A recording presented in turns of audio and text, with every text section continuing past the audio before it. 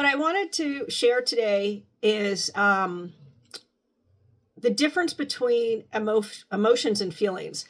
Until I wrote my book, I really didn't understand that there was a difference, and we tend in everyday language to use the terms interchangeably, but they're actually different. So feelings occur all day long on what's called the emotional scale. It should really be called the feeling scale, but that's what it's called.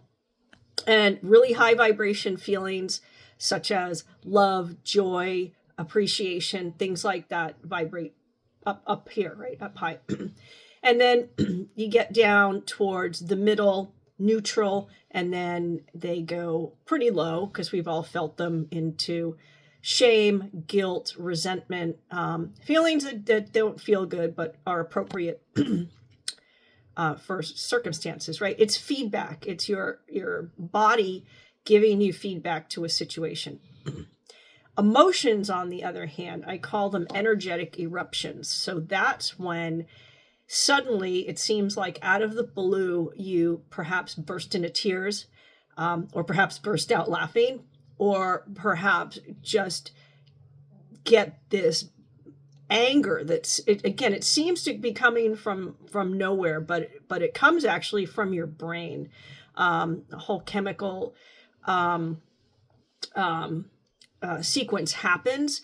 So an event happens, and whether you realize it or not, it goes into your subconscious, and it might pull up a memory, a good one or a bad one.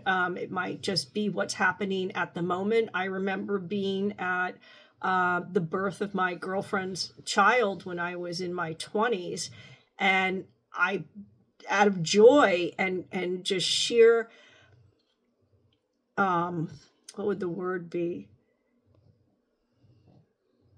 I was just absolutely floored at creation, is basically the way I could say it. That we can make little people, we can make little mini-me's. And so, of course, that was a beautiful emotion or energetic eruption that happened.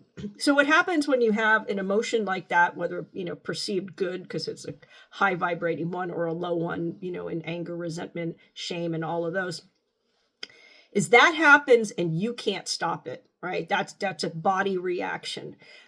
What you can manage are the feelings that follow, right? And your feelings last longer.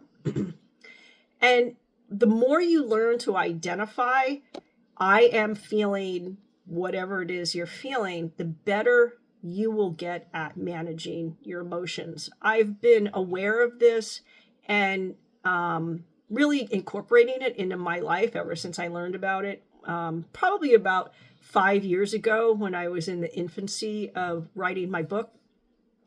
And so every day, I'm so proud of myself. I get better every day. I'm like, oh, wow, stop a second. You are feeling frustrated, or you're feeling cranky. When's the last time you had something to eat? So learning to identify those factors more quickly will help keep you on a more even-keeled feeling/emotional scale. All right. I hope you liked that. I hope that helped. If you have any questions, let me know. We'll see you on the next video.